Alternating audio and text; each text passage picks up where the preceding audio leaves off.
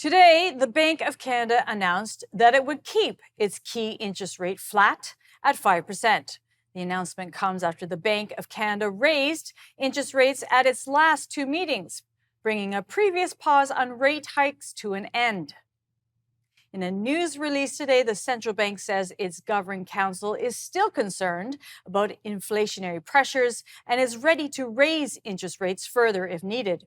Canada's inflation rate was 3.3% in July, ticking up from the previous month, and is expected to remain around 3% for the rest of the year.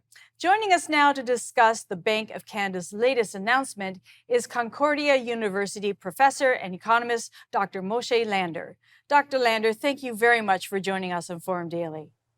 Hello. The Bank of Canada justified their rate pause in response to signs that the economy is weakening. What were those indicators that led the bank to hold rates steady? Last week we got GDP numbers for the second quarter of 2023, and it showed that there was a decline in the value of goods and services that were being produced. That's usually a harbinger of a recession to come. If we see that the third quarter numbers are also in decline, then technically we are in a recession. So that's enough to make the Bank of Canada consider whether they want to continue to fight inflation aggressively. With the economy slowing, maybe some of the demand side of the economy has been reduced through those interest rate hikes. Further increases are not going to affect supply chain issues, and it's not going to really help if demand has already been weakened through all of the previous interest rate increases. So did you expect the Bank of Canada to hold their key rate steady today? I did. Now, it's easy for me to claim success after the fact, but I would have told you even before that, yeah, they were going to hold today. The next meeting, which is around Thanksgiving, is the one that's going to be the interesting one because they'll get another set of inflation data. You mentioned the July number, so we'll have the August number by that meeting. And we'll also get a first glimpse at what the third quarter GDP numbers look like, as well as a report on employment and unemployment. Unemployment's been sneaking up a little bit. It's still very low by Canadian standards, but if it continues to sneak up, then that's probably further validation that we are in a recession. And that might give the Bank of Canada a little more reason to hold in October as well.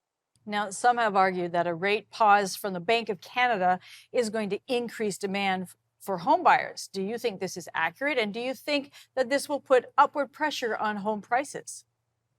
So the housing market seems to defy any sort of logic when it comes to interest rates, and it's seeming only operating on its own supply and demand sort of issues. The biggest issue in the housing market these days is not the interest rate. It's the inability of municipalities to zone enough housing and enough home builders to bring housing on board to meet the growing demand, not just from Canadians, but also from the large amount of immigration that we've had in the last 24, 36 months. And trying to make sure that they are also housed. And so that imbalance is probably not immune to interest rates, but it reacts for just a little bit, and then it goes back to business as usual. In terms of rates coming down, what would it take for the Bank of Canada to lower rates, and how likely is that? So I don't think that there's any interest rate decreases coming in the remainder of this year. The Bank of Canada only has two more meetings. October, like I mentioned, they'll also meet again in December. Unless they want to surprise everybody with a big Hanukkah gift or a Christmas gift, I don't see that they're going to play Santa or anything like that in December. Maybe in 2024, if it turns out that the recession is worse than what I would be anticipating, they might consider it.